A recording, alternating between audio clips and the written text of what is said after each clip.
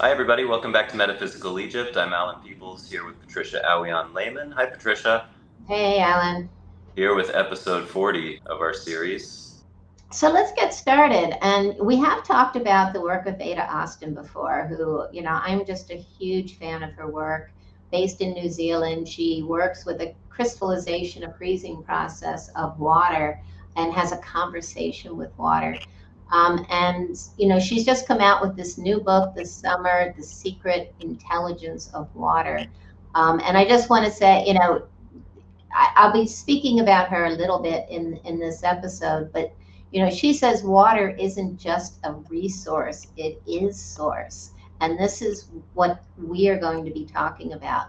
Water is the source. It is the wisdom. It is the Sophia.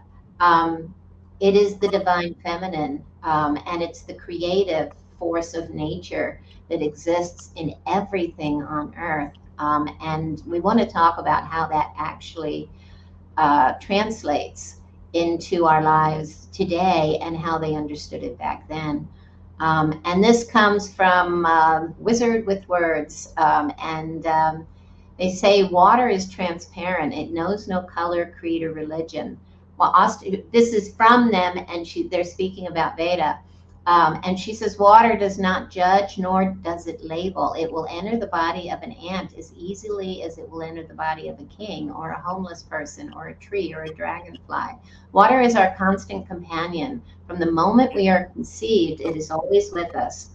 Without it, there's no life. Water is the life force, and we've talked about that. Rebellious, nonconformist, eternal, and alien. Just look at the power we are filled with. This is all of us.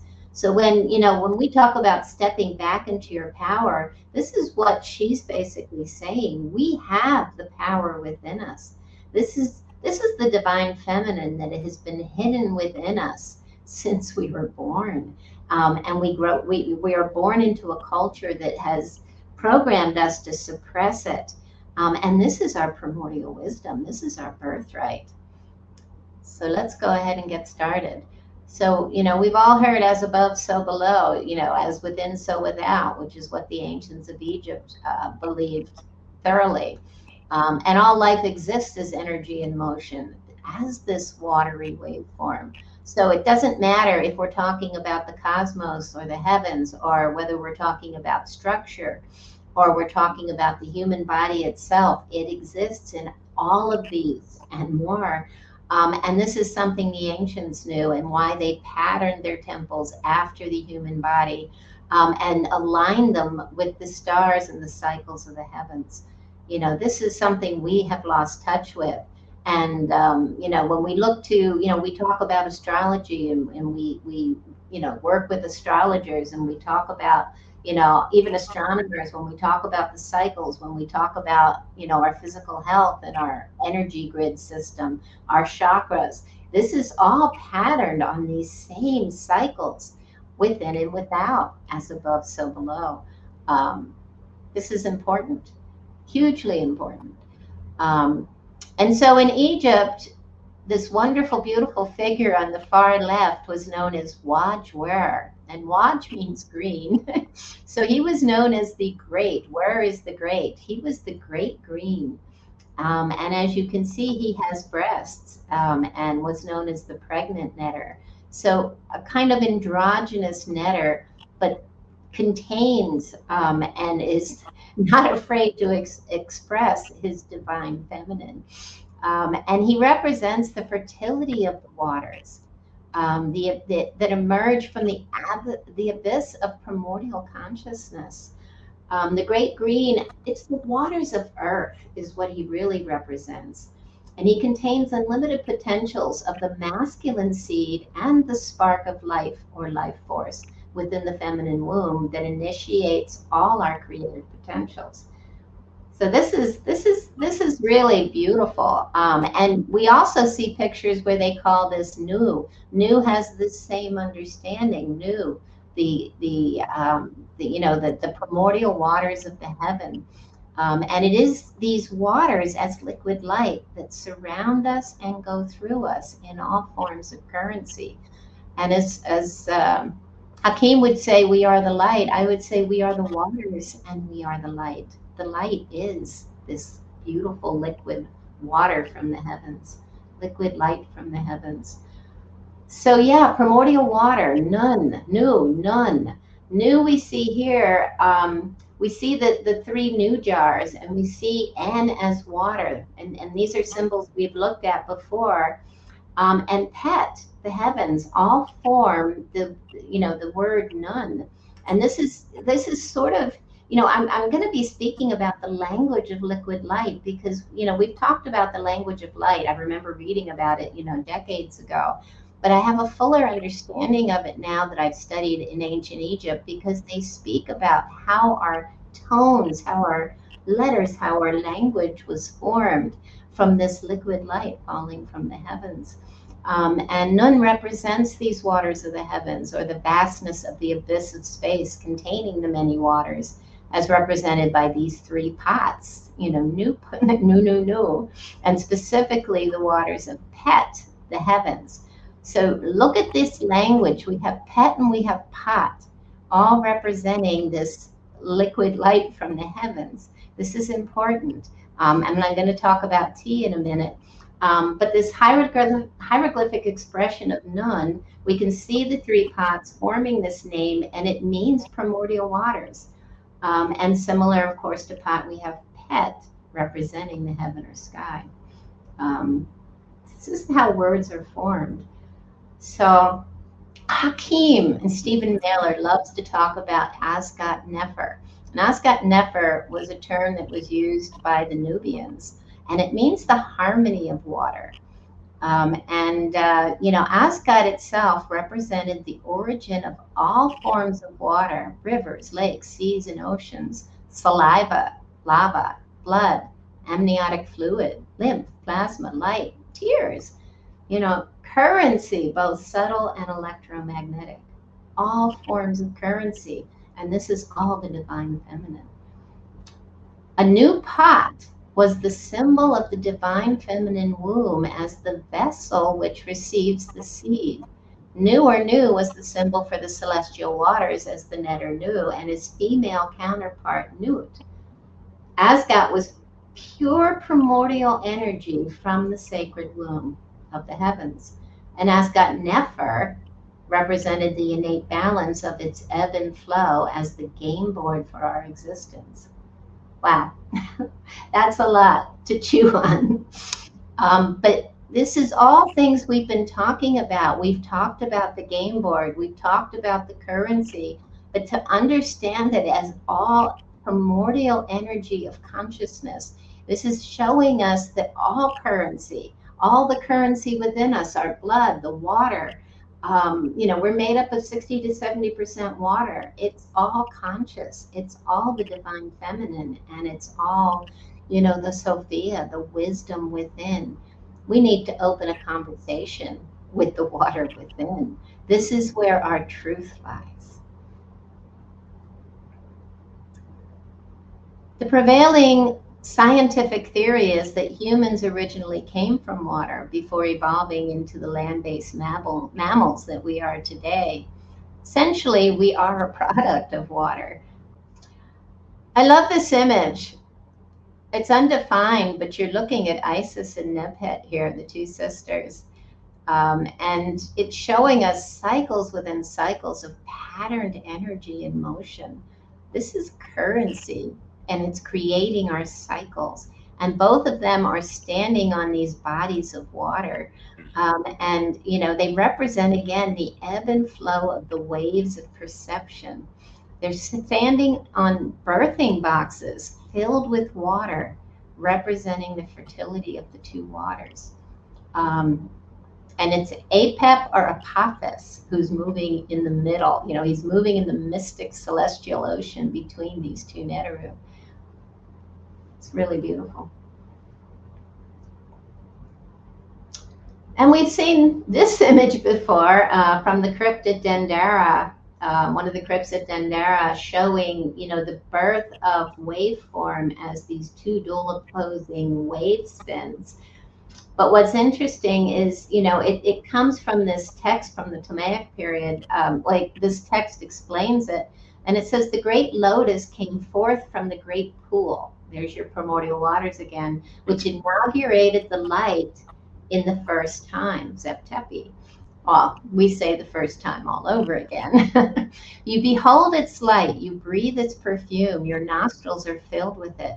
It is your son who produced himself as an infant, illuminating the land with his two eyes.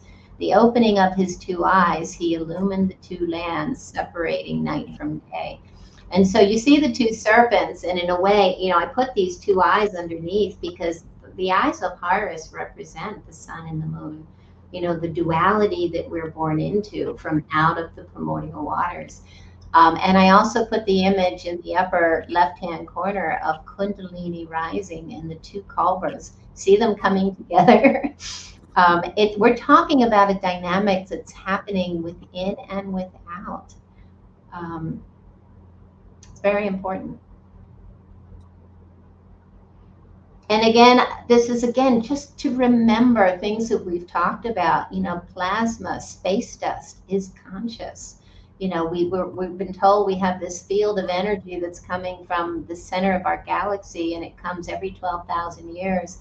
And we're being bombarded. Our whole entire solar system is being bombarded with it.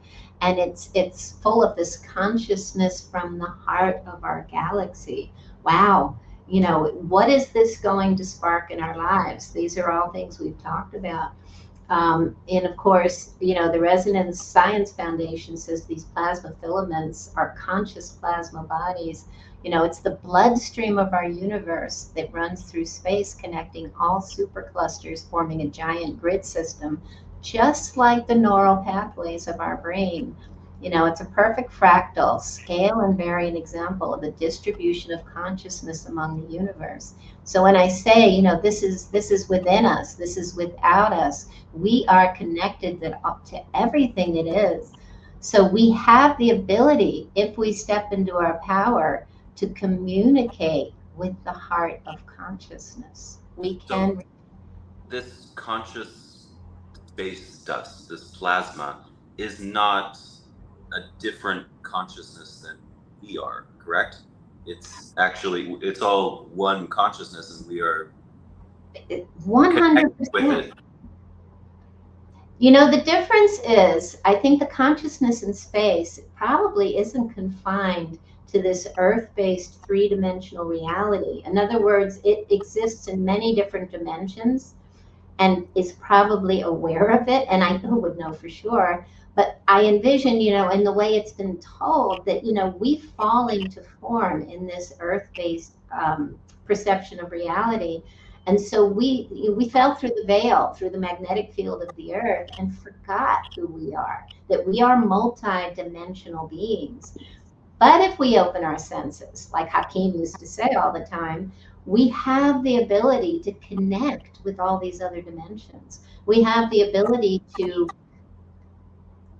communicate not only with everything within us, which is all part of this. It's all electromagnetic. It's even scalar energy. It exists. We talked about scalar energy, and I will again in a minute. This energy exists, on all these different dimensions, and it is within us, and we just can't remember. So what I'm getting at is that when we interact physically with this plasma, this dust that's coming towards us, it's not like an alien consciousness invading our space. It's more like we are connecting with what we are out there, and that will infinitely expand our perception of what sort is of like, you just reminded me of E.T. Phone Home. It's sort of like it's here bombarding us, and this could be what is initiating our awakening. Because our magnetic field, we've talked about this so many times, is weakening exponentially, at least 25 to 30% right now than it was 160 years ago. Is that awakening, senses within us? And, some of us, we're starting, you and I've talked a lot about how, our intuitive senses are screaming right now, that we're knowing things, and things are coming into our field of vision, you know, and we're seeing it like we did, you know, never have before. Synchronicities on steroids. Oh my gosh, it's been insane for me lately. And I'm beginning to, you know, I think this is happening for everyone, but so many people who've had no experience with trusting their hearts or their intuition, or sort of like flicking it away, like, oh no, you know, that's just, you know, it's just, I'm hearing things, right? But those of us that are used to, you know, listening to our hearts or trusting our intuition are really experiencing some amazing things. And I think this is just going to continue because we are interacting with the primordial. Wow. Is it here to wake us up? How cool is that? You know, it's Dickensian in a way. I'm thinking it's kind of like the ghost of Christmas past coming to haunt you. And instead exactly. of hearing what it has to say, you dismiss it as indigestion or something with your imagination. Well, we've been taught not to believe in ghosts. We've been programmed from birth not to believe in this stuff. And you know, this is and we're going to talk about this in a future episode. How do we connect more easily? And it literally is by dropping all your core beliefs. You literally have to strip from yourself everything you've ever believed was true and rebuild your perception of reality through your experience, through your senses. Open your senses and don't take things, you know, just because you've been told over and over again since you were born that this is, you know, the sky is blue. Well, guess what? The sky is yellow and we're seeing the reflection of light off of blue, right? We're not, our senses have been lying to us. And that's really, you know, just that is a fundamental wow. And if we can start to open our senses, we can see through, I think, the veil. And that's, you know, this is what they've been talking about. You know, the wings of Isis and Neith had come down. And this is the resurrection of Osiris, who is mankind. And this is all about the primordial waters. So through this episode, this is really what I want to hone in on. You know, we've talked about all these things, but you know, while we're talking about it, you can't connect all the dots. So I'm going to take you down another way of looking at some of the things we've studied. And, you know, if you can understand that this is our inner wisdom, this is our primordial heart, this is our huge awakening, then it makes how we go through this and all the things people are saying, like this is the great awakening. And those of us that are too pragmatic go, whoa, you know, what are you talking about, right? What do you mean by great awakening? People are killing each other out in the streets. But that's even a symptom of awakening because it creates anxiety in those that have no clue what's going on. That's for damn sure. Exactly. And I think this is what we're experiencing in so many levels, the anxiousness, the anger, you know, we're just not familiar and we're being thrown things to be afraid of from all our media, you know, and again, I would say that is the illusion. That's Maya. That's the illusion that we were born into, the matrix of energy that is not the truth. That's the matrix we need to escape. That's the veil that we have to tear apart so that we can see the truth. So again, just driving the point home that Neith, you know, she is the womb, the primordial womb, again, on another level. And she embodies universal consciousness. So you said it right, you know, just a little bit ago, Allan. It is consciousness on every dimension. And that's part of tearing the veil away, you know, because the veil allows us to traverse the dimensions. And start to see reality as it really, well, who knows, but be able to see the dimensions of what's possible. And here again, that connection, you know, we have the neural network within and the neural network without, and there is a connection. It's all, you know, it's all made up of, you know, if you want to get scientific, you know, electrons and ions and, you know, all of this stuff, neurons and, you know, it's all connected. It's out there and it's in here. And, it's awakening, opening your mind to understand the signals that are coming through, to begin a conversation with what's coming through. And you'll be amazed when you open your mind to actually hearing and experiencing and trusting your inner Sophia, your inner wisdom. See, I still wonder, is it even going to be a choice to open your mind or not? Or is everybody's mind just going to be blown right, wide open? It depends, because we've got when you've been programmed to believe a certain way, and suddenly your whole world shifts and changes. If you're stable, and how do you define stability? But I think about the people that are not as stable because of circumstances and events in their lives. I think it can cause huge anxiety. And this is where those of us that do understand what's happening can play a role to assist those. Some of us came here to assist these people through this time. I think I believe that if you have someone in your environment that is anxious and they don't understand what's happening, and I also think about, we talked about the autistic children coming in today, and how they are having all this energy. They're aware of all this message, all this information coming in, and they don't have the tools yet to decipher it. And again, this is where we can assist them with this. They're more aware that it's happening than maybe some of us, but they're not, they haven't developed the tools yet. So there are many things that, during this transitional period that we need to be aware of. And those that are going through it much more easily. And I think, the way you and I talk about it, Allan, you wouldn't believe what happened to me. We're able to talk about it. We have a friend that we can discuss these things with. And there is a peace in knowing that you're not the only one going through it. So again, open your hearts, talk about these things. This is where we get back into unity consciousness and sharing the experience together.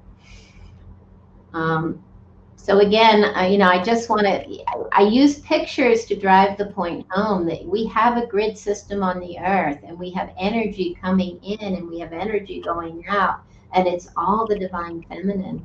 And in the next episode, or one of the next two episodes, I'm going to bring up some information from the Book of the Dead that speaks to everything that we're going through right now.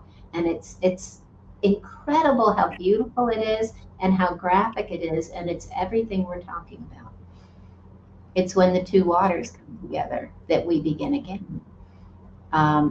So as I said, we were going to talk about scalar energy, and I have a definition here. And I think we might have shown this in an earlier podcast, but I bring it up again because it's so important.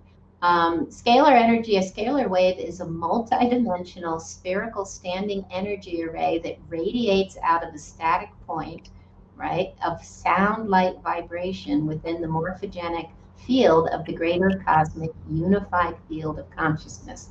So this is what we were just talking about. And this is the picture on the left is an example of the kind of work that Veda Austin is doing. And so she had posted this on social media, and this is a friend of hers saying that he was asked by the folks from an enhanced energy system in New Zealand, an organization in Mount Wellington, New Zealand, to use the freezing technique to see how water responded to scalar energy. They gave him some water that had been through the scalar field to use. And for this image, he asked water what scalar energy looked like prior to freezing. And if you look at that, and Allan and I talked about this before, I immediately see the tree of life, like as a great breath. You see the roots below, and you see this, beautiful tree. And she says there's three hieroglyphs. This is what she calls them, or symbols, that show it shows the creation glyph, meaning creation, the lung glyph, meaning breath, and the tree of life glyph, meaning whole. whole breath of creation. And I want to go on to say that all of these things, these three things, are all defined as the divine feminine in the ancient Egyptian symbolism. It is the womb. Here it's Neith. It's the Taurus field, right? There's your tree.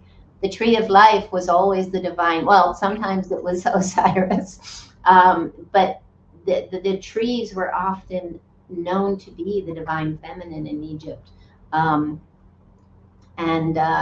It obviously looks like this Taurus field that we have been talking about, and it's also speaking to this ancient, one of the most ancient symbols in Egypt of the lungs. It's the Sima Tawi, and it's the lungs, it's the trachea and the voice box, and it's showing this great breath of life. And life is a dance of constant retreats and expansion, the intake and outtake of breath with moments of silence. It's this ebb and flow of life force, the same thing we've been talking about. So as I said, the scalar, imprint, this energy is within, it's without, it's one of the cycles of life that comes, it expresses itself in every aspect of everything alive. It's incredible. And this came from a friend of mine who's an Egyptologist getting his doctorate. He posted this online, prefers not to have his name mentioned. But I think it's so beautiful. And, this is even his quote. And I say, to me, it's my cup runneth over. And it's from the tomb of Seti I. But he says, the heart is the center of the universe, the place of wisdom and love. The Egyptians said, who has great heart has a gift of the divine. And you see how beautiful how these two figures, their hands come together and it seems to form the Taurus field with the heart, in the center. And this is what we've been talking about. It's opening your heart will, allow you to escape the veil, the matrix. And we've been told by the ancients that at one time we did have the ability, we did, live in unity consciousness. And this is Seshat. Again, I've used this picture before. It's so beautiful. She has flowers on her dress that are meant to be stars. She's the astrologer. And she is the one, she's the great architect. She's the grand architect, that she represents mathematics and sacred geometry, how liquid light falls into form in all these fractal, beautiful patterns of life. So, and I think one of the most incredible things that, as Hakim used to say, we were all sesh at one time.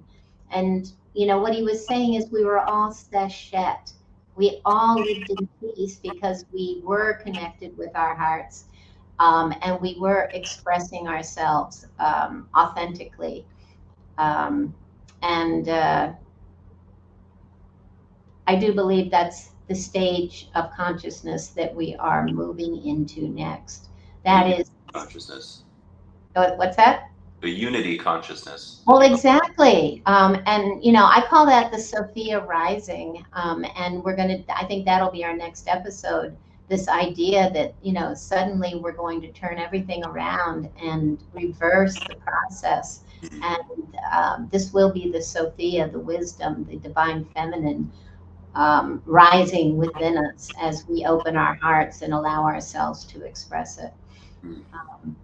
So we see this wonderful imagery on the papyrus of Ani from the 19th dynasty, and you're seeing the two waters, and you're seeing the images of consciousness, that is within, that is confined, and then you see this beautiful expression of consciousness released, and consciousness from above and consciousness from below. And the whole idea again is it's showing that water is consciousness imagining, consciousness creating.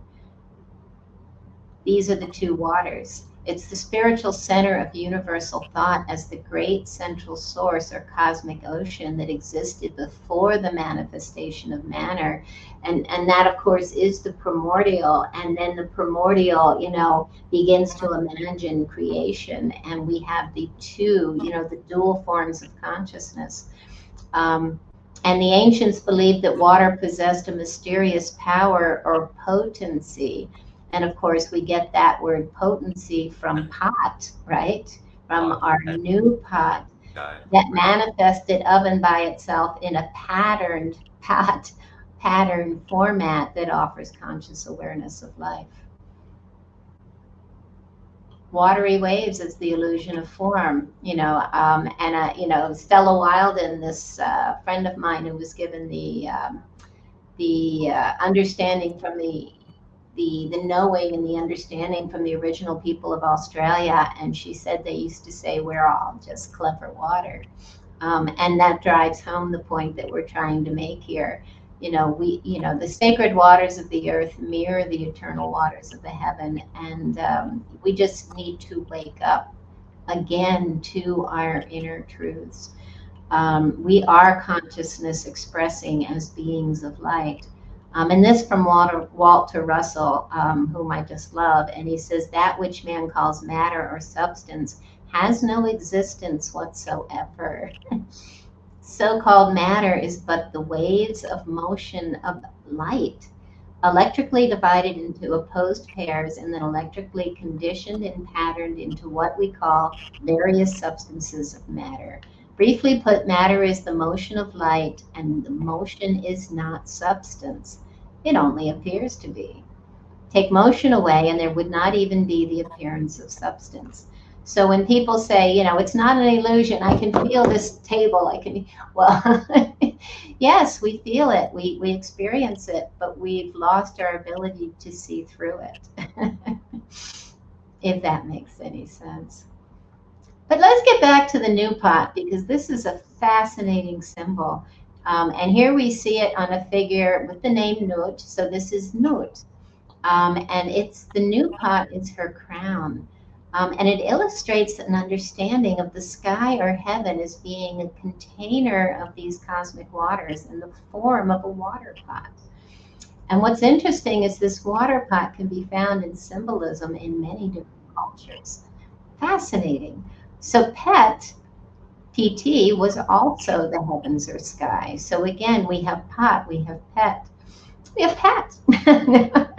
Patricia, we gained the words potent, potion, potter, and potential from the phrase new pot as expressions and associations with Nut, the heavenly waters, right? The primordial waters. Here we have, this is Mayan. And if you look at this figure in the black and white picture on the right, you're actually seeing it's a woman and she's got a new pot upside down, and it's flowing from that are the 7 rivers. And she's got a feline on her head, whether that's a cougar or a panther or that's a feline, which again, we've talked about represents this, Earth's currencies.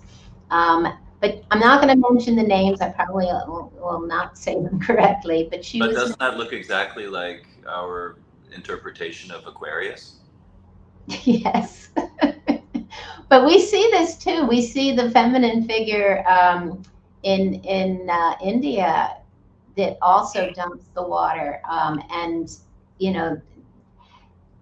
this water dumping is the release from the container, and it happens at different points in the cycle. And sometimes it's the feminine. We also see it on the ceiling at Dendera with the netters from Aswan dumping that water because this had to do with the flooding of the Nile. So yeah, different expressions, but yes, and keep in mind, well, no, that would be above. Interesting. But yes, it does look exactly like Aquarius. But here it was known as the 7 rivers, which also has a depth of esoteric meaning, but we're not going to get into it today. But she was known as the Lady Rainbow. And she was also the old moon goddess in Mayan mythology. And the Maya people they lived around 250 AD, so this is much later than the Egyptian symbolism that we've been looking at in what is now Guatemala and the Yucatan in Mexico. And they associated human events with phases of the moon, which we know the Egyptians also did, you know, with the rising of consciousness and the devolving of consciousness with the cycles of the moon. But she was depicted as an old woman wearing a skirt with crossed bones, and she had a serpent in her hand. And of course, the serpent energy is an old symbol of the divine feminine currency. We see the feminine netters as serpents or cobras. And she had an assistant in the sky. She had an assistant sky serpent, excuse me, whom they believed carried all of the waters of the heavens in its belly. And I put the picture, and this is a Mayan Ouroboros. So again, the symbolism is cross-cultural, but again, this is Draco in the heavens. And so they're speaking about the same things that we're talking about in Egypt. And you know, I could do these cross-cultural comparisons all day long. I just want to bring a few that are, you know, it just opens again our minds to this is an ancient knowing. And, you know, it's not just in Egypt. And, you know, when you see it cross-culturally like this, you know this is something incredibly important. This is knowledge that we've forgotten. And, you know, I really believe we need to embrace and understand again. Well, like we were just talking about, this is knowledge from within rather than from without. That's how you explain why it was ubiquitous in all of the world's ancient cultures, which supposedly didn't have interconnectivity. That's exactly right.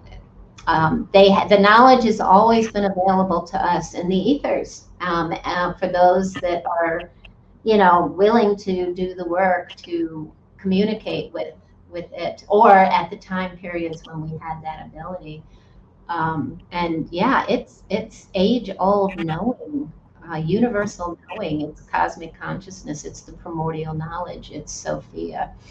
And so, you know, and I just want to point out that their understanding was so similar, almost identical to Egypt, to India, to so many cultures worldwide. You know, they understood the cycles of nature, you know, such as seasonal change, you know, connected with the cyclical concept of time, which worked in harmony with one another. They thought, just as the sun and stars rotated in circular patterns, that all matter in space and time work the same way. It's the exact same thing we've talked about in Egypt.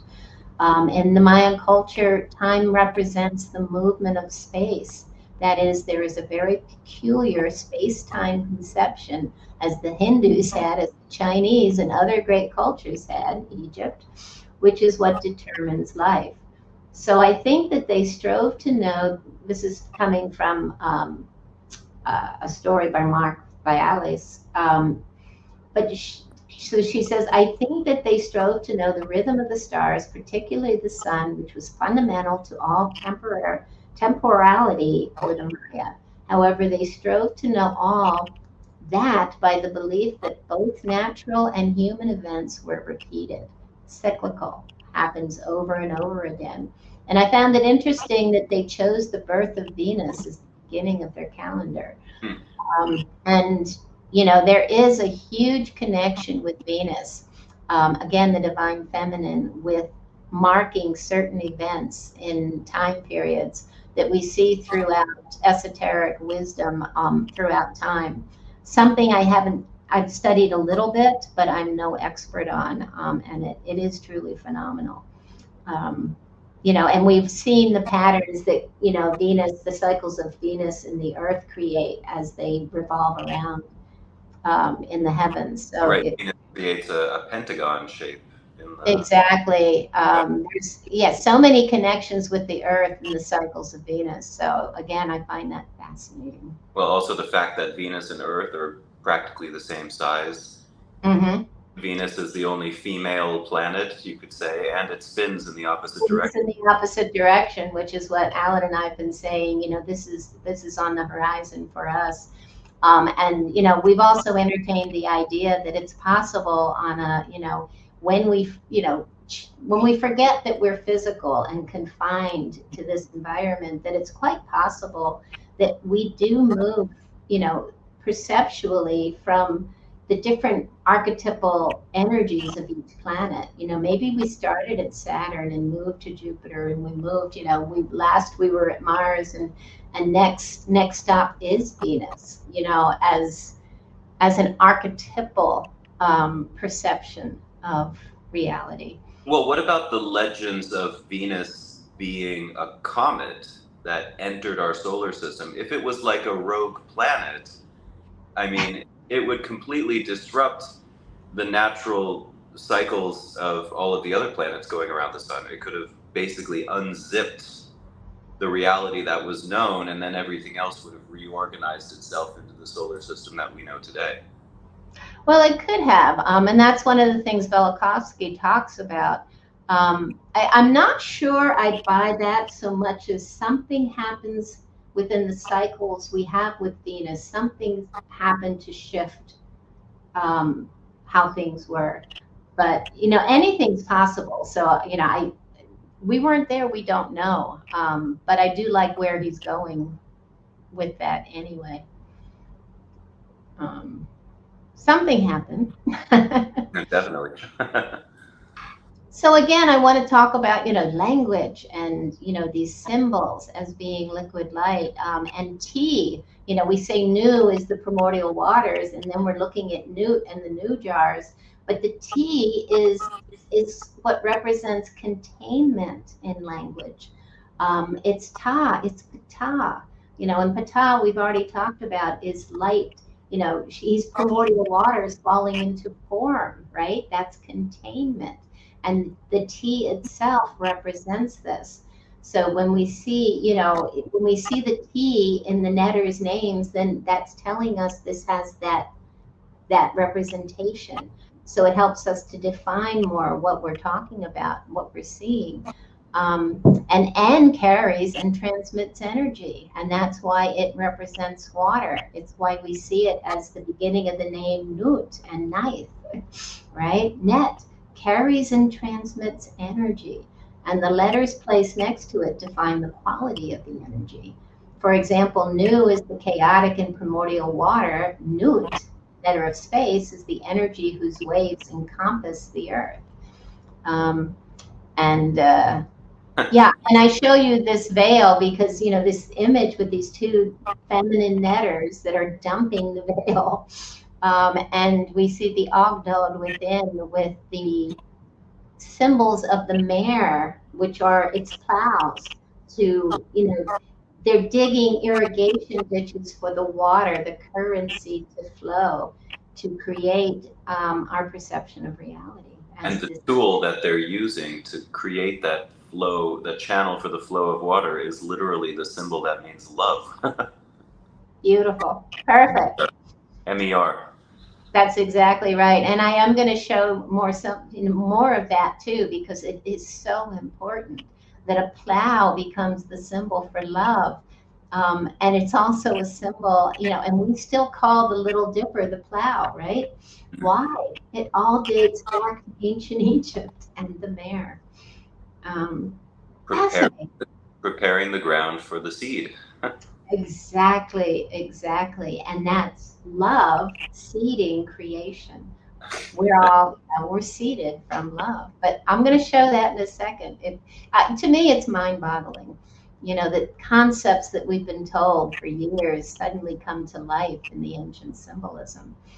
And it's so simple. And it makes so much sense now. And so, yeah, we've seen this image before, but this is serpent symbolism, right? Neith, water. This, you know, energy in motion is the sine wave. You know, it's the roller coaster of ups and downs that is our game board for being alive, right? Creation is separation. Time isn't an eternal constant, but a flexible principle that causes separation. This is where separation consciousness is born. Creation is ultimately motion, and therefore separation from our source, our heart, as a breath of liquid light. All right. So the hieroglyph for water is waveform, and it represents the phonetic consonant N, which is used to begin our title, as we've said, for Neith. And you can see the name of Neith is over here on the far right.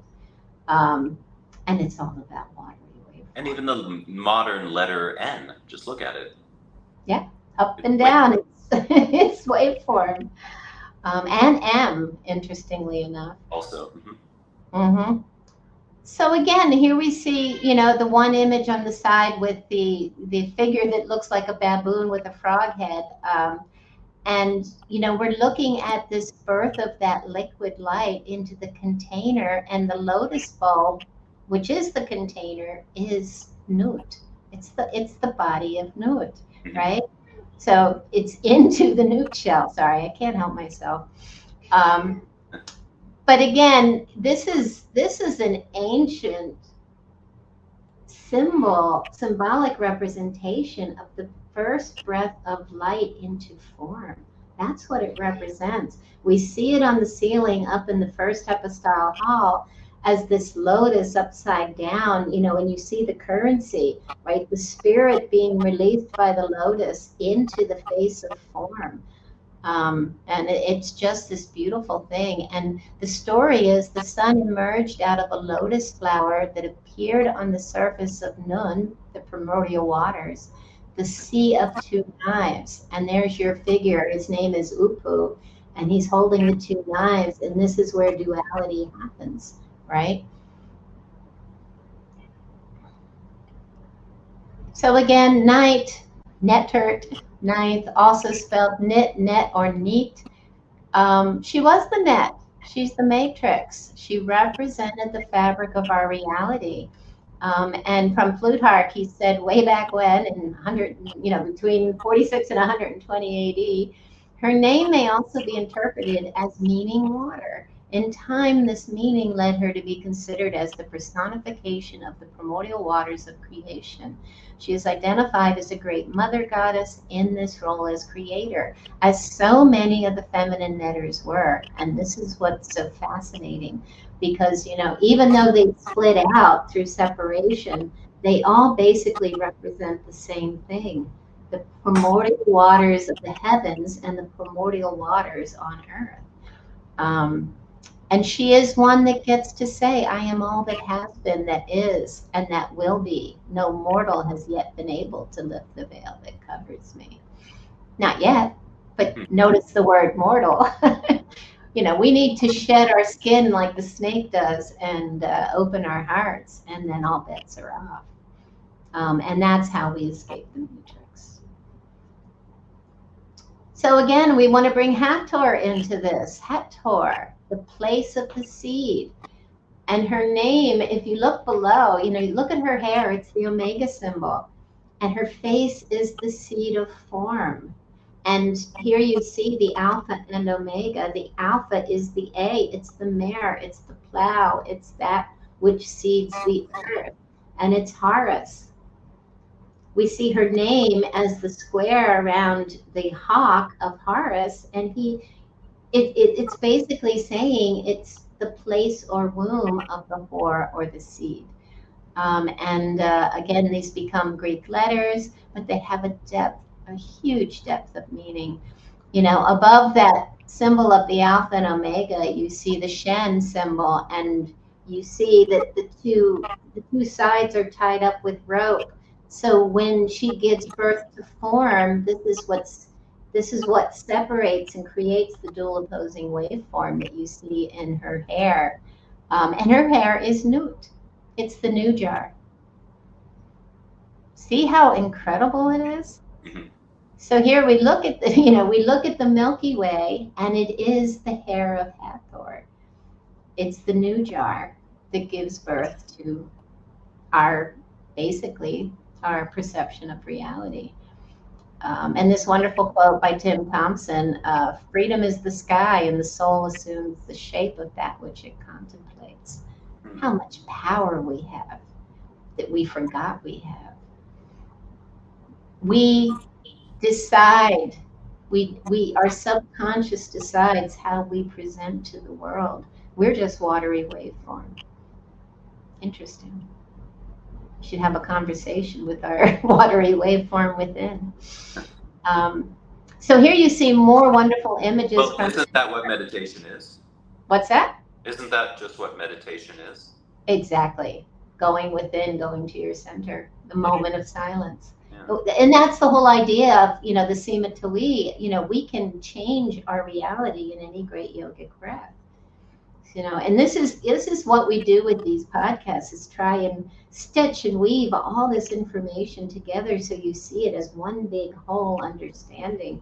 That it's not just these little symbols meaning different things. They're all connected, and they're telling us the story of us, who we are, and what our potentials are.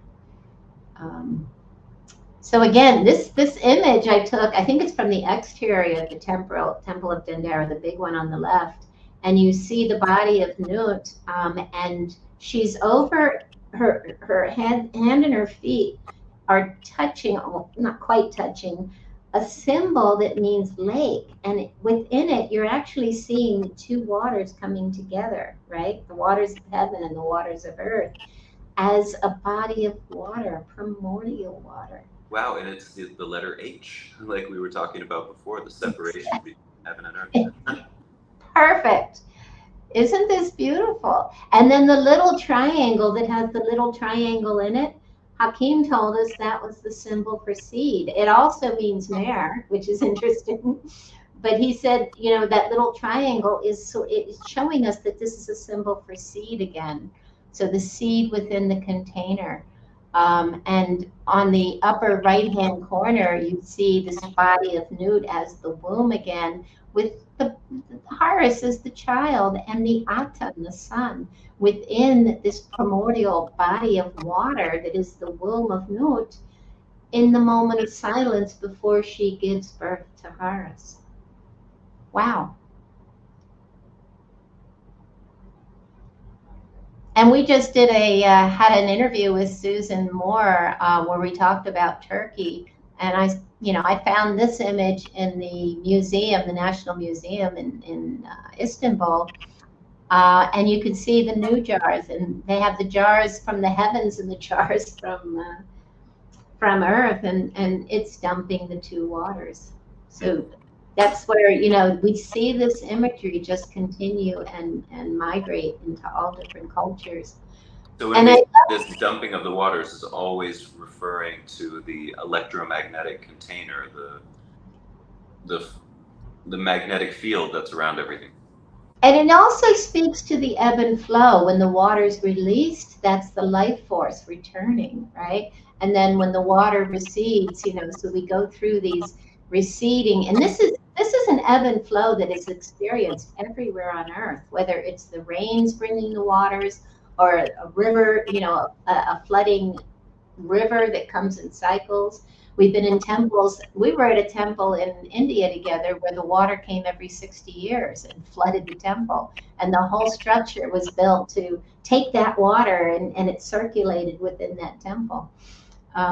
So it's a celebration of the return of life force, or the Sophia, the wisdom. And this is what Tefnut obviously also represented in Egypt.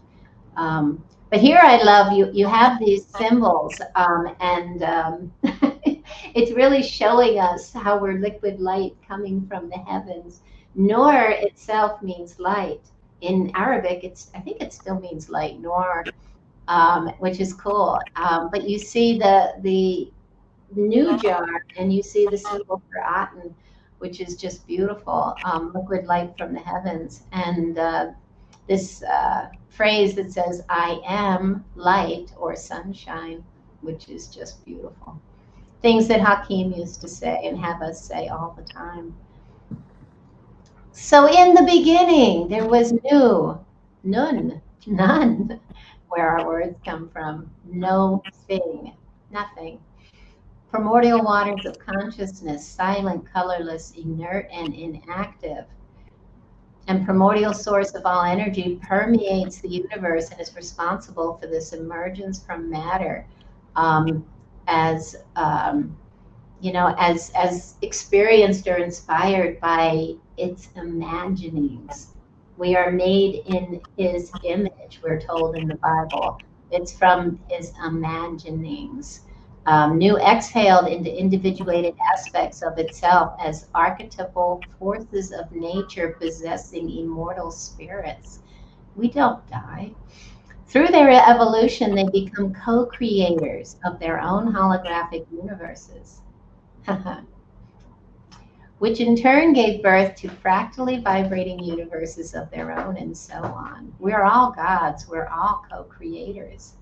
Through magnetic attraction, this original heart of consciousness inhaled or evolved back into oneness, at one-ment, atonement, atonment, the age of Aton, or that moment of silence, for another moment of silence. And then it all began again. And this is really just so beautiful in showing, who we truly are, and shows us how we step back into our power, because we were there then and we are here now as co-creators of our own experience. It can't be any other way. And this I absolutely adore, this imagery. And I've got to admit that I just had this aha moment when I was talking to my friend who came on a tour I had done with Jocelyn in March, about a year and a half ago. And she was telling me about, she has a huge connection to Wadjet, the site of Bhutto, and she's had powerful visions for many years of her life. And we went to Bhutto when she came, and her memories are so graphic and beautiful. And she talked about how she was a priestess in this cult of Wadjet, and she was responsible for this great wheel. And when we went to Esna together, her whole story came back to me, because the whole idea is, Kanum, Ptah, they're the divine potters, and there's even the symbol all over Esna of the potter's wheel, the temple of Kanum. And I'm thinking, oh my gosh, the wheel she was responsible for was a wheel of the heavens. It was probably this great calendar, and it all began to make sense. Ptah is the thing that pops from out of the blue primordial waters as the mound. And his head is the new pot, right? And that head is the primordial waters, which is the spinning heavens above us, right? So the wheel begins to spin and liquid light falls into form, right? Depending on what time it is as we precess, right? Through the precession of the equinoxes. And then the stopping of the spin, like the killing of the beast. Exactly. See how it spirit from container. She blew me away with what she was telling me. It all was so clear, and it's like, wow, I totally understand now. I used to watch, and Kanum creates the figures, humanity from the Black Earth, and I thought, okay, that's really cool, the fertility of the Black Earth and all that. But I felt there was such a much deeper meaning. And even the Bible, Genesis speaks of the divine potter, right? And now it all makes complete sense. The potter's wheel is the spinning heavens above us. And this is how we are created. Liquid light falls into form, which creates the mound. This is the mound that Ptah is. Wow. And he's, go ahead. If you think about it, like Ptah, potter, these are the origins of the word father. Exactly. And then mud, which is the clay that is produced, fashioned on the potter's wheel. Mud, mother. Wow. Mother is the female aspect. I don't know, I'm just thinking out loud. No, you're absolutely right. Take it a step further and you have matter, right? Yeah, so Ptah or Kanum is creating matter on the pot. And Ptah can be patterns, right? Potter. Right. Potter is also father. So there's your divine father and your divine mother, the waters, and so father and mother God. working in tandem to create the physical bodies that we walk around in. That's exactly right. This is how it all happens and how these stories start. They utilize symbolism and iconography to tell us who we are. You know, how do you tell a culture that they're liquid light becoming form? But they did it beautifully, didn't they? Absolutely. I can't imagine coming up with something so beautiful to explain something so profound. And you know, that stems from a culture with higher consciousness, unity consciousness. Well, that's it. I think it would have made perfect sense to anyone who was in this way of thinking. I so totally agree. And you know, this knowledge has been passed down, and this is the time. We are at Aquarius. You know, the new jars are being dumped, right? And we are awakening. And I find it so exciting that we can participate in this. And you know, it's like a flood. Once you start to see things, it just keeps happening. So, you know, when we share this with you now, you will go out into the world and you'll see symbols that, you know, that we've never seen, and you'll begin to piece it all together, because that's how consciousness works once it's opened. The mind is opened. But yeah, this is incredible. And, you know, here we go again. Look at these images that I found, and you have this. Look at the image on the right, the black and white image. And I can't for the life of me, I found it on social media. I can't track down where it came from. But you have this feminine figure dumping the water, and behind her is the wheel. And it's shining like the sun, and it has the symbols of the zodiac signs. Can you talk a little bit about the Wheel of Fortune tarot card?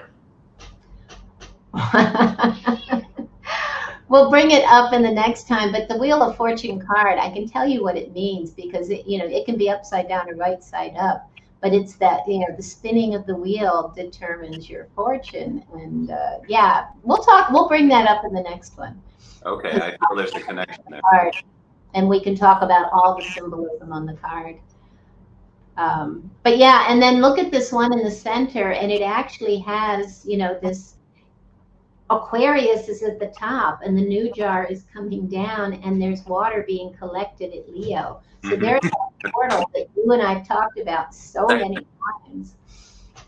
This is this moment on Earth. This is when it all happens. And you have the Grail, which is the constellation of Crater in the heavens, right? You know, this is there are no accidents. This is all connected with things that we've known to be true, but we can find out where it stems from, and we can talk about the science behind it. So it all starts to make more sense. And I find that is marrying the science with the spirituality is what really creates the unity, the capability of embodying the wisdom. Well, that's it. Left brain and right brain together unlocks secrets to everything. Yeah. Yeah, and this is really why Allan and I are doing all this. Is, you know, it inspires us. Obviously, we're so excited about it, but you know, we want to share this because it is so exciting. So again, when he falls into form, he's wrapped in his own wings, and these wings are the divine feminine matrix. You know, and this is what we want to escape. We want to spread our wings like the way. Right. He's not mummified like they like to imagine. He's actually, they're wings. You can see the feathers. He's wrapped in his wings. So the mummification linens, that comes later when, you know, with the Hanuti. And I promise you we're going to do the Hanut episode very soon. But the Hanuti, this is when we fall into form in the age of Taurus, and they begin to twist our truths. And they start using the mummification story, you know, the whole idea that you die and you're mummified, and, you know, all of these things we'll talk about later. But the linens were still considered sacred, the linen wrappings. So they continue to embed the truth within the lies. But we are mummified and we are dead. So again, everything's embedded in this truth, but then they come up with the stories about you die and there's a judgment and, you know, all these things that, you know, it's not true in the way you think it is. Mm-hmm. You know, it's a judgment. We self-judge ourselves every day and create our own hell or heaven on earth. This is the key. It's not true in the way that there's no such thing as Santa Claus is not true, because Santa presents arrive on Christmas morning, so obviously they didn't. But there is no Santa. Well, and yeah, little children are Santa Claus is the ecliptic pole. So if you understand what it is, yeah, there's gifts waiting for us when we come back into balance. So yeah. And then that just happens to happen at the winter solstice. But yeah, that's a whole other episode. So these are the images from Esna, the temple of Khnum. And you see Khnum, he's sitting there, right, as the ram, and he's fashioning mankind form on the potter's wheel. So these same stories. I just like to share the imagery because it's so fascinating. And this comes from Dr. Mervat Nasser, who is a friend of mine. She's an amazing, incredible woman who she grew up in Egypt. She studied in England, the UK, was a doctor, and came back to Egypt and has built an amazing retreat center in Tuna El Gebel in Egypt. And she's written a book about Egyptology. She's really a fabulous woman. But here she writes about, you know, this egg, because here it's expressed as an egg of creation. We know this again as the seed of form.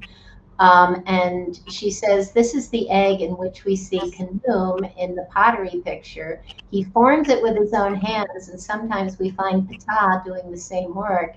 Even if forming an egg for Ptah is where the creative sense of heart meets the skill of the artist, and above that, the language of the tongue. So we're talking about creation of language. The most important thing that comes from him in reality is this vital role that language plays in the manufacturing of the soul and reproducing existence. And this is why we see that Egypt's linguistic eloquence in referring to existence that is still at the beginning of creation or formation is unparalleled. For example, there is an expression of the beginning that is the moment that did not exist yet. And the pyramid text referred to it with the wonderful expression where it says, it is the moment when the effort of existence has not yet begun. How cool is that? That's the primordial. Huh. Isn't that fascinating? The effort of existence. Interesting. Hadn't begun yet. The imaginings hadn't started. We were just wisdom knowing in bliss, perfect bliss. And then the bliss ends when we start to imagine what it might be like to breathe. when we get bored of doing nothing, you mean? Exactly. And here's what Allan and I were talking about just a few minutes ago, and we have shown this before, but it is so profound. This idea that we have been seeded with love. They always tell us that we're born from love. But here's the science behind it, right? This is where this whole idea stems from. You know, Taret is this great big hippo, and she represents the circumpolar stars in the heavens. She sometimes wears Draco on her back, and she's all involved with what the changes in consciousness as the wheel, the potter's wheel, is spinning. And in the center, and I have the red arrows pointing to it, you have Anubis, and he is the path opener, right? And he's riding the symbol of the mare. And the mare is A, right? He's the alpha dog that begins creating the alphabet. And this mare, as Allan pointed out, means love. And so this is the very beginning, her belly button. She's pregnant, about to give birth to this expression of falling into form. And this whole idea that she's going to breathe out this help me, Allan. This existence. Well, you're saying Anubis is, as we said before, he's the embalmer. Well, yes, he embalms us in this liquid light that we Well, that's talked it. about. He is the one who is wrapping us in our wings, Exactly. sealing us in our bodies, our electromagnetic containers from which we experience this 3D reality, correct? Beautiful. Yes. So yeah, this is everything we've just been talking about. And this all spirals out of the center of Tauret, the center of our galaxy. Ah, that's where I stumbled. And her belly button is basically the ecliptic pole. Right. So he's coming out of that moment of complete silence, and as you said, embalming us in this, liquid light that is basically the potter's wheel. And this is how Ptah is coming out of those waters into form. And he is, they say he creates the word, he creates with, the words, just like the words of God create our perception of reality. So, in the beginning, here we see the alpha dog beginning to create our alphabet. And downstairs, we see Hathor being born as the face of form. So, it has a name and it has a face. And this is what we know to be true. This is how we label anything that is alive in this perception of reality. So yeah, it's such a beautiful thing. I'm not going to read everything up there. I really just wanted to reiterate this point that, wow, this is big. And it does show that our source, our beginning, the primordial waters are pure love. And when Allan and I saw Veda Austin speak at CPAC, it was a year ago in October, and she was telling us, about her experiments with water and her conversation. And the one day she asked water what it was, and it spelled out, she showed us the images, it spelled out the word love. And that really blew me away, knowing what I know. And, those are things you just never forget. This is the truth. The water within us is pure love. And if we can embody and embrace that concept, it changes everything. And here's more imagery to show you what we've been talking about. Anubis is riding the mare. He's the alpha dog. He's he begins the process of the seed being born, and this becomes our alphabet. And it's, wow.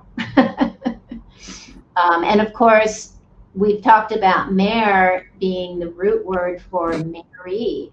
Are we looking at the two Marys that are, releasing the waters here to create the grid patterns of the earth? And the picture on the far right is of Mary Magdalene. I like to say Magdalene, the magnetic currency of the land. But we did a whole episode on Mary Magdalene, and if you're interested in some of these concepts, please look it up. It's a powerful episode, and she's holding basically the Holy Grail there, which again is the heart. It's the center, and this is what she represents. These cups, these water. It's all about the water, the wisdom, the Sophia, and again. Language of light, liquid light from the heavens, creating our tones, our sounds, our alphabet, our language. And Hakim said, he used to say the hieroglyphic language was the language of the Suf. He called it the Sufi language, the wisdom. Sufi, Suf, Sophia means wisdom. And this is the wisdom that we have created, that we utilize as our language. And, they tell us, be careful what you say, because you're putting out, your thoughts, your ideas, what you say out loud, you are creating when you do it. Right. So be cognizant of what you're saying. It has repercussions. And here we have this wonderful image. I love this. There's the Bennu bird on the far left, and it's showing us that this is the first moment. They call it Zeptepi, but it's the beginning after the moment of silence. And in front of him is a symbol of Hapi as Aquarius. This is what Hapi represents. So it's telling us that this is the moment on Earth. We are entering the age of Aquarius, and it's the moment of the new beginning. So this is the beginning of the flooding, the waters being released from the container. This is big. And here we see on the far right, the harvest. Harvest, this word comes from Horus, right? He is the ascended Osiris. He is, Osiris is the seed planted in the earth, and Horus is the ascension. He is the harvest from that seed. Wow. From the hero's journey, right? We're looking at it here. We're there. It's time to celebrate our harvest. And they like to give us the symbol of the Grim Reaper, but this isn't. It's a celebration of our release from the container. Sophia rising. So creation begins with the spit of Nut, whom Hakim called the women of the sky. Hakim, or Stephen Mailer from Hakim, loves to say when Nut wanted to manifest on Earth in the physical form, she spit. Spittle, moisture, or saliva was the first breath. A later creation story tells us we are made in the spitting image of our Creator. And they like to tell us that the story shifts and changes, and we have the creation story of Atum, who we talked about in one of our earlier episodes, Atum being the atom, right? And he says, it was I who created excitement with my fist. I copulated with my hand. I let fall from my own mouth. I spat forth as Shu and expectorated as Tefnut. Just happens to be his hand was Hathor. They left that part out there because a man can't create. And when I say a man, I'm not talking about men and women. So I'm really talking about the masculine and feminine energies. It's the divine feminine that is the creative force, and the masculine is the seed. And this is why these netters are masculine or feminine within the mythologies and the stories. Oftentimes. It only works when they work together. Well, this is it. It has to be a coming together of the masculine and feminine. One is never better than the other. But the original story, I thought you'd like that. The Great Mother was the divine source of creation. And Tefnut translates as the spit of Nut. And so it's all coming from Nut as the divine feminine. And we see these images of Nut, the image in the center is the lion at Glastonbury at the well. And you see, he's spitting out the waters, and it's iron-rich water, feline water, right? From Glastonbury Tor that comes out, and they call this the red the red waters, which is, filled with iron. And when I'm there, I always, I can't wait to drink as much as I can because it's the life force. And this is what this energy, in Tefnut represents, the life force of the land. And spittle from the Neteru was known to be regenerative. It was healing, and meant blessings as well. They used to collect water that would go through. What you see on the far right is like a channel for water, and it was like a spout. Most times you would see that the water could come right through, and on the back of the lion that you would see at the top of the temples, you would see these false doors, and where water could come out from the top of the ceiling. So waters from the heaven coming through the channels, and they would collect it in basins below outside the temple, and this was sacred or holy water that would be used for healing and blessings. So, and great floods themselves symbolize purification through inundation. These were times of great rebirth and resurrection, celebrations all over Egypt when the floods would come. And so Zep Tepi begins when heaven and earth separate. Creation is separation. And what this creates, here we see Nut, we see Geb, the earth, and the sine wave pattern below as earth, the land. And inside, you're looking at Shu with his hands in the Ka position, that's animating life force. This is that moment of creation. And he, together with whom you don't see, because she's the unseen force of nature, the hidden watery waveform in the space in between. This is the divine feminine. This is the Sophia. And together, you're saying the atmosphere. What were you going to say, Alan? Tefnut is the unseen force, you're saying? Yes, of course, the divine feminine. It's the hidden. This is what it's, that's why we say it's the space in between. The space in between the form is where the truth lies, the Sophia, the wisdom. Well, getting back to the start where we're talking about water as being consciousness, the space in between, the moisture in the air, that's Tefnut, that's the consciousness that's all around us constantly. That's right. That's exactly right. Like we said, plasma, dust, space dust, and what exists on Earth. It is the great green. It's Wajwer. It's all around us as currency. Alice Bailey, who wrote Esoteric Astrology, says it forms one unbroken field of activity in constant ceaseless motion, an eternal medium for the exchange and transmission of energies. And that's what we're talking about. Cycles and cycles within cycles. And oh, by the way, Nut, Shu, Geb, and Tefnut represent air, earth, water, and fire. These are the 4 elements that are, that really are the foundation of our perception of reality in a physical 3D dimensional perception. So again, we've shown this before, but this is it. It's waveform and it's life force. Shu and Tefnut are the twins of Gemini in the heavens, our potter's wheel. It's all connected. And they represent atmosphere, wind and moisture. El and Ma, magnetism, the divine feminine. El, masculine, electricity. Together they're electromagnetic currency.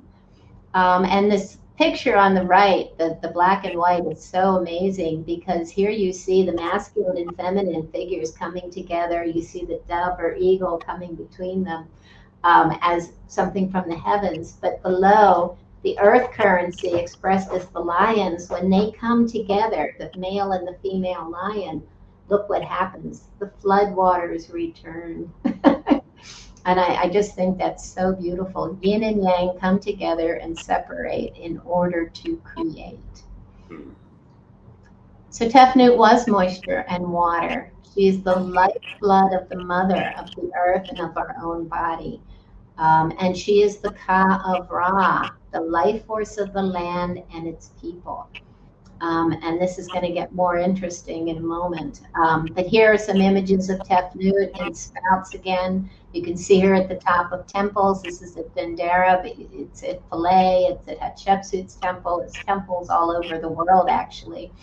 As these spouts. She's a conduit between heaven and earth, offering channels for conveying energy, portals between the two. And here we have the Sphinx, who is Tefnut, according to Hakim, or Menhit, who was another form of Tefnut. But she's liquid light, falling into matter as Khafre. Khafre is a title, Hakim would tell us. He said these pyramids were solar pyramids, and the middle pyramid was the oldest. And Khafre's word can be translated to Ka of Ra, meaning the life force of the land, or the breath of animating life force. And Alan and I did a whole episode on our belief in this this ancient line of fertility that could have been a magnetic equator way back when, and she is in alignment with this huge line of fertility, which Hakim believed was that first breath of the animating life force. She is known to be in the place of Zep Tepi, in the beginning, the first breath from the primordial waters. Wow. the magnetic equator ran through Giza at Zep Tepi the first time in the age of Leo, right? That's right.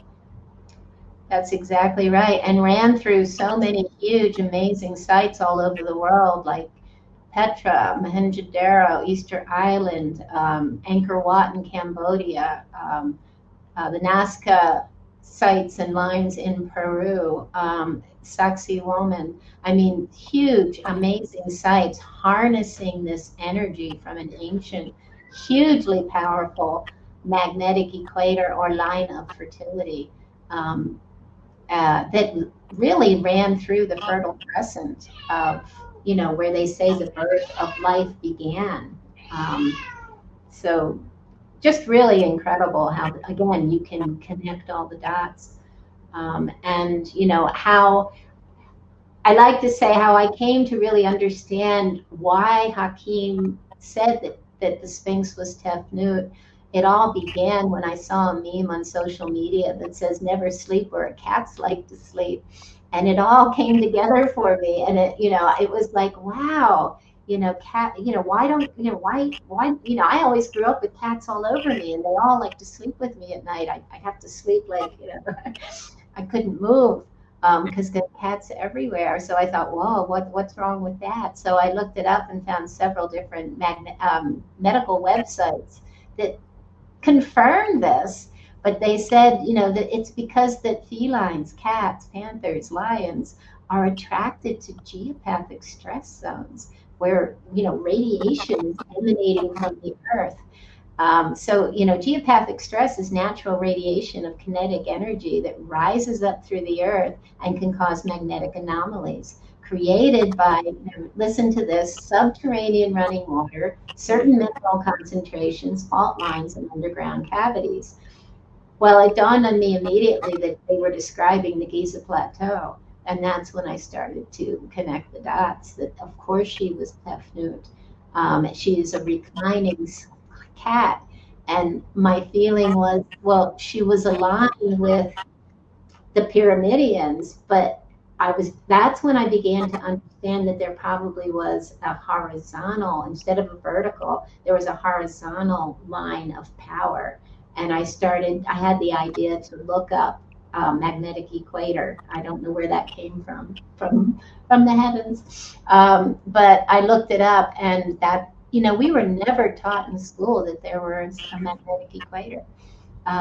We were only taught about the geographic equator, but I learned and realized that we do have one, and it shifts and moves. And right now it's down in Ethiopia, around that area, and it's all over the place. But the theory goes, and I did so much research on this, that at one time, maybe it's Zep Tepi, which makes perfect sense to me, it was a powerful line that ran right through the Sphinx and to all these ancient sites in the world. And these sites are still powerful today, but maybe not quite as powerful as it was at that time. But that they will migrate back again, because the story of Tefnut is she does leave Egypt. She leaves a lush and beautiful Egypt because everything has fallen out of Ma'at, or balance. So she leaves Egypt and it becomes dry and desolate. And she takes her moisture south to Nubia. And Nubia stretched all the way down to Ethiopia. And so you can begin to see where my head was spinning with all of this. But we'll continue. And I love to show this picture because when, again, I saw it as a meme on social media. But so clearly you see my father-in-law, Abd'el Hakim Awyan, and Zahiawas. And they're showing, the pyramids with this water, the running water underneath, and comparing it to Tesla's Wardenclyffe Tower. And as Hakim always said, the whole formula for enlivening these sites, including the Giza Plateau, was sound, light, and running water.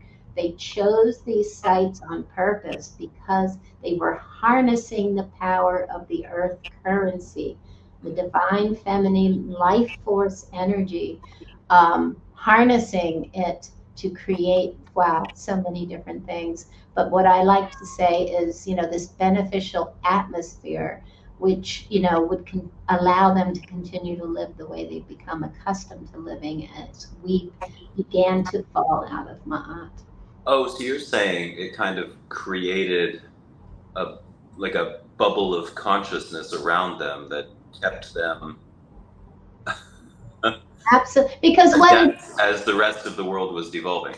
exactly, and because what it does is, that underground water, geopathic stress, it creates an ionization. These ions start coming up, and they build structures, and they build tunnels, and they build, shafts where the sun can heat some of the running water, and they create this atmosphere that's creating this supercharged environment, and they harness it, and that raises consciousness. That's big. That's why they called these structures perbas, the temples, because they were the places of spirit, the places to enhance and alter body, mind, and spirit. So yeah, I firmly believe this. And even the obelisks, as transmitters, transmitting this, this energy throughout Egypt.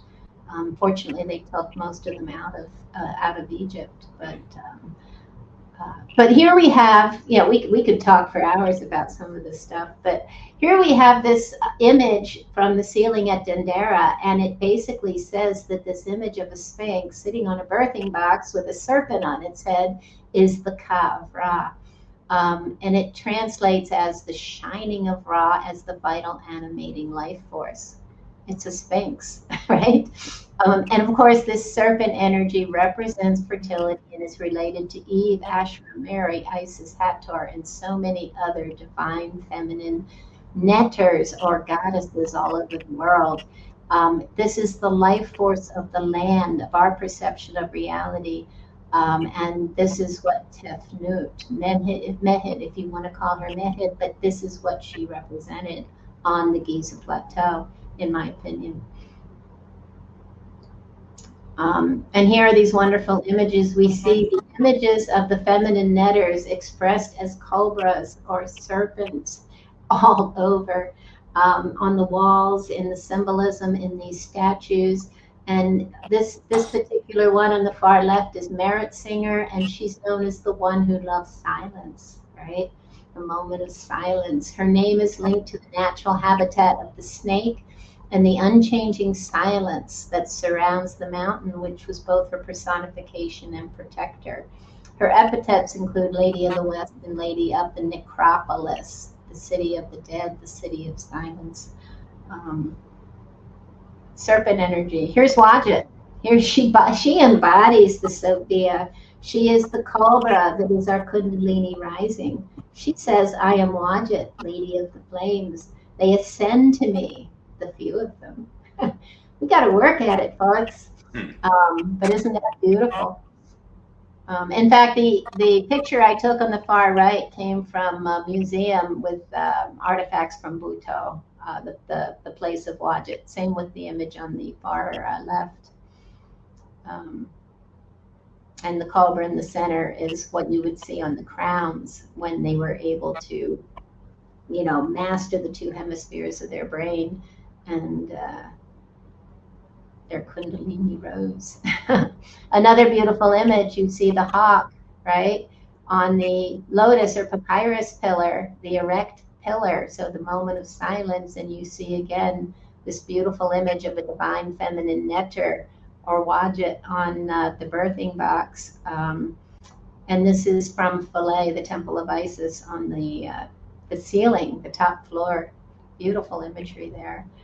So again, I want to point out these temples as perbas are alive and interacting with us as houses of the soul designed to awaken our senses. It's all connected to the same understanding. So they're designed to operate as interactive bioorganic energy devices that can activate the physical, mental, and spiritual bodies. and they're alive. Clumsily saying is that you don't even have to believe anything. You just go into this temple and it works. It plugs in with the natural energy of your own human body. Well, you're absolutely right, Alan. I've witnessed this. I've been in Egypt going on 16 years and have been with so many people that come to Egypt. And, some of them, are drag-alongs. They don't even know why they're here. And every once in a while, someone who does, is just enjoying all the scenery and listening to the stories, and suddenly they start sobbing or crying because something was awakened within them, a memory, or even like you said, the energy itself just awakens them to that inner, the heart within, and this happens so often. And for those that are aware of what's happening, it's amazing. When people come and they leave, and I hear stories, they write to me and they say, I'm a different person. I can't talk to my friends or family. I'm still integrating everything that's happened to me. And this is what happens at the temples. And it's not just Egypt, it's all over the world. No, it's pilgrimage sites everywhere where you have these centers of earth energy that heal you when you go to them, and people attribute it to, God or faith or saints or something outside of them, but really it's you connecting with the natural energy of the earth and healing yourself. Hello there. You're absolutely right. That's exactly it. And I believe these sites are built on nodal points. Strong areas, mounds of where all these currents come together. And like Dr. Ibrahim Karim says, these temples are built over areas where there's two crossing paths of running water underneath them. And that again creates the ionic atmosphere. It supercharges everything, and it allows us to open our senses. Really beautiful. So and spontaneously heal. And spontaneously heal, which I've also witnessed so many times here. And these are not miracles, it's just science.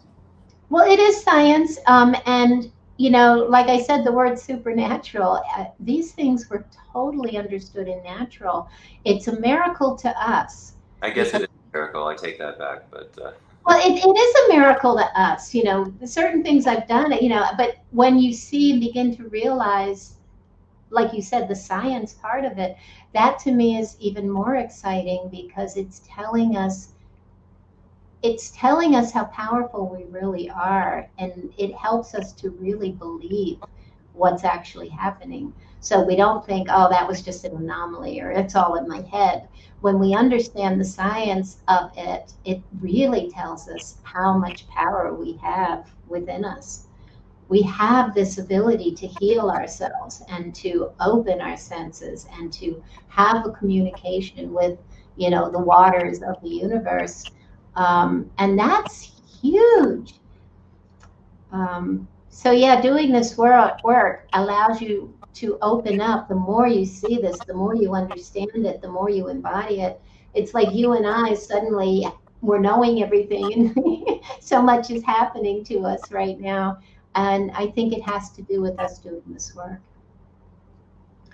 But so here I bring this wonderful image, and the one on the far left is from when we were at Abu Simbel together in October of 2020. We didn't know what to do during the pandemic, so you came and we did a research trip, and it was the perfect time to go to Abu Simbel because normally there's thousands of people there. It was October 22nd. Also happens in February 22nd. And there were only a couple hundred people there, I think. And we got inside the temple to actually experience the sunrise into this, into the Holy of Holies of the Temple of Ramses II at Abu Simbel. And it was spectacular, really memorable. But I have the Ankh because I like to show people that another expression of the Ankh is the sun walking on water. As the sun rises on the horizon, and you can see the tree line in the back forming the horizon, which is the horizontal of the Ankh. and then the breath of life. And this is what the Ankh represents, the breath of life from the womb, which is the top part of the Ankh. So it is the sun walking on water as the breath of life, you know. And if you don't know, the Ankh also represents water itself. And you can see, I got this image from the Seti I temple at Abydos, and it is a jar in the form of an Ankh. And the water is coming out to water the lotuses. It is the watery, you know, the primordial waters of the womb. So yeah, light represented life and darkness, death. Strong sunlight reflected the power of Ra, whose rays descend from the sky to the earth to give it life. This is science. Sunlight is creative power that erases darkness and renews creation. Liquid light from the heavens ignites the seeds of consciousness in the material realm. And again, you know, I was at Karnak with friends of mine at the last winter solstice, and we had the most perfect place to be in the temple, and we saw the sunrise, and it was so beautiful, and it was so powerful. It was this moment of silence, and we could feel how powerful it was, and it changed us. And that's something that's so hard to explain.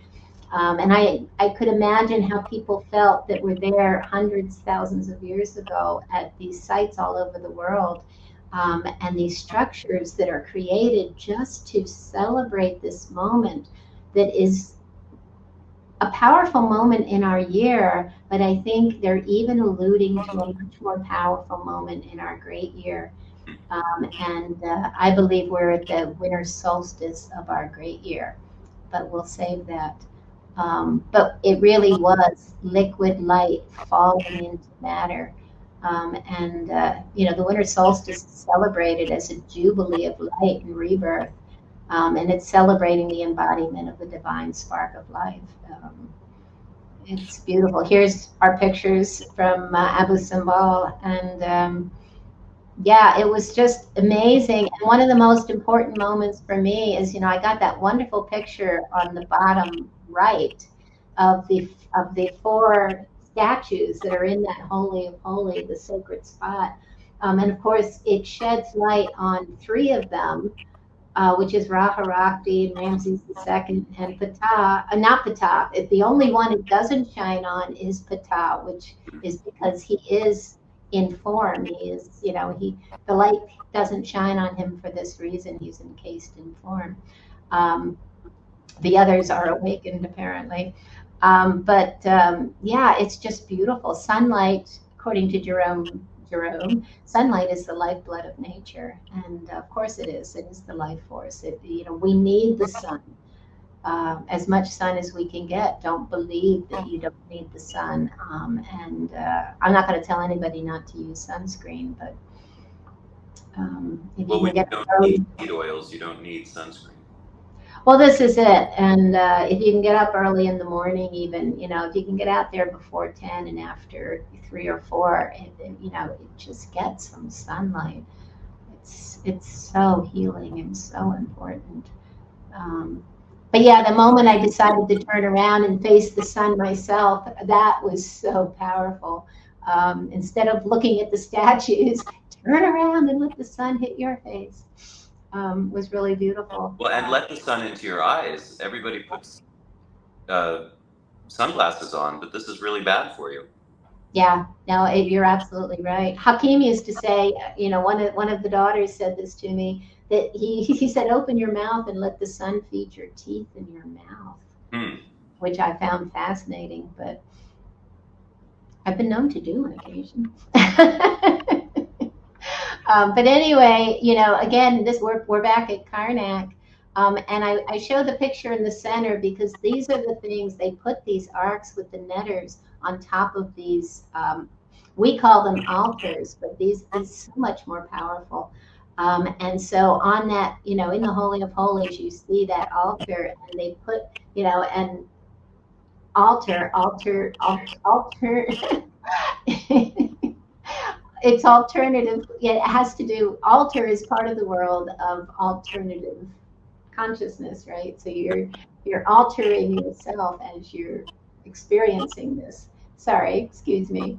Playing with words, but they would have these barks with the netters in them on these altars to be awakened at these moments in time, at least during dynastic times.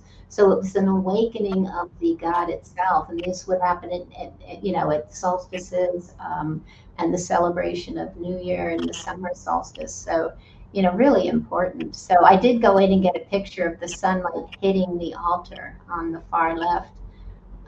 Just beautiful, awakening the forces of nature.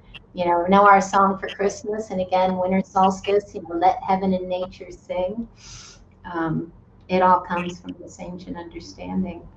So again, we're on a journey through the waters of perception. It's all watery waveform of consciousness rising and falling. And this wonderful image of, you can see there's a kneeling man, and you see the new jar over his head and the water's coming, and it means you can rely on the one who knows water. Self-purification, return to the primordial. It was the ultimate aim of ancient Egyptian and Sufi mystics to reconnect with the bliss of at-one-ment by seeking to return to the original state of the purity of the heavenly waters. And everything will eventually merge back into the primeval waters of potentiality. We don't have to wait, but I believe we're on the verge of this happening. And we all lined up to be here now. And yeah, the one who knows water. So, what if we are actually light beings showing up right now for the highest vibrational potential? Wouldn't it be interesting if a large portion of the population started to be able to hold more light energy in the water structure of their human cells than has ever happened before? We have this opportunity. I don't think it would be interesting. I think it is a potential. If we're cognizant of this potentiality and what's happening with the weakening magnetic field and with the incoming, radiation from the cosmos and from our sun, this is changing we've talked about this, the electromagnetic dynamics of the planet, and it's changing what's happening within ourselves. This is the true star seeding. This is what I talk about when it's talking about our DNA changing and star seeding. It's not, aliens coming down and playing with our DNA. It's the heavens, interdimensional energy is interacting with us, this field from the center of our galaxy, and it's offering us an opportunity to wake up. Wow. So do you want to tell us about the tours you have coming up? You have one in February. I do. I have this wonderful tour. We just did an interview with Timothy Hogan, which was really interesting. If you haven't seen it, you should take a look. But I'm working with Timothy for the first time in February of this year, February 15th to 27th. And I think it's going to be a really dynamic experience because he comes with this legacy of knowledge from the Rosicrucians and the Masons, and he's a Grand Master, a Templar Grand Master, and he just has so much information. And when we were talking, even we were comparing from our different lineages of knowledge and research, and it's just so fascinating how similar what we know. Again, we talk about, Allan and I talk about this all the time, but what Timothy also brings, and it's an incredible amount of information, but he's also a master alchemist, and he can talk about the alchemy on so many different levels. So I think it's going to be an exciting adventure.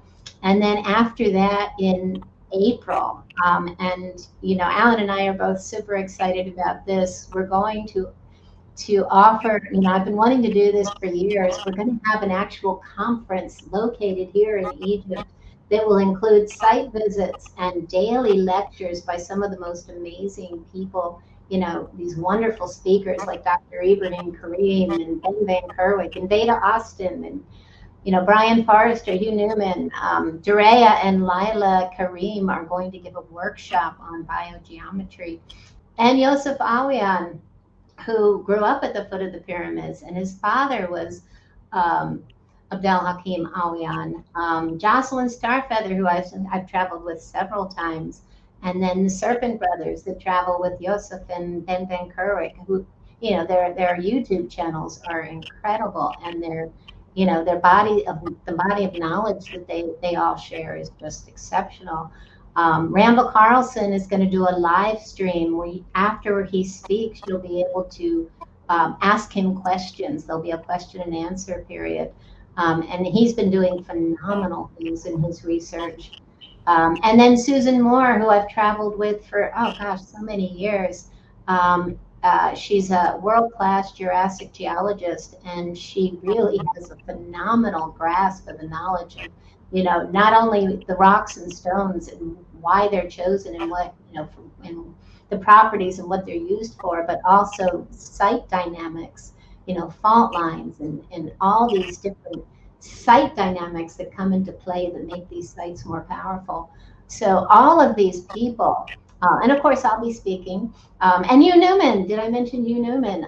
He's going to talk about Karahan and Göbekli Tepe, and he's been doing groundbreaking research and groundbreaking discoveries on what's happening in Turkey. So yeah, this is going to be an absolutely incredible group of speakers. And then, like I said, not only are we going to have that, but we're also going to several different sites, and it all culminates. And it's the Serapeum, it's Saqqara, it's the new museum is supposed to open this fall.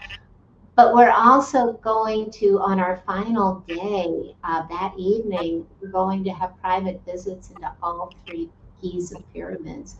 And people will be entering literally in all 3 pyramids at the same time for a long, a series of several hours, and maybe all night. So it's going to be spectacular, once in a lifetime experience. We're very, very excited. It's being held at a wonderful hotel that is it's located in an outdoor upscale mall. So there's a pharmacy, there's eateries. We're including lunch every day, but dinner's on your own, and there's so many places to choose from. And there's even a little organic food market, and it's just a wonderful place to be for, it's 5 days, and it's just, I think, going to be a once in a lifetime experience if you can make it. And even if you have been to Egypt before, this is experience unlike any one you will have had before. So truly. So you can find all the information for our conference on our new website, metaphysicalegypt.com, including registration information. And check out our new website as well. We have a new Horus Rising website, horusrising.com, which has all of the information on Patricia's upcoming tours and everything else we're talking about. Awesome. Is there anything else? Oh, I think that's enough for now. All right. So thank you for joining us. Please, as always, like, share, and subscribe. And we'll be back soon with a lot more. Thanks, Patricia. Thank you, Allan.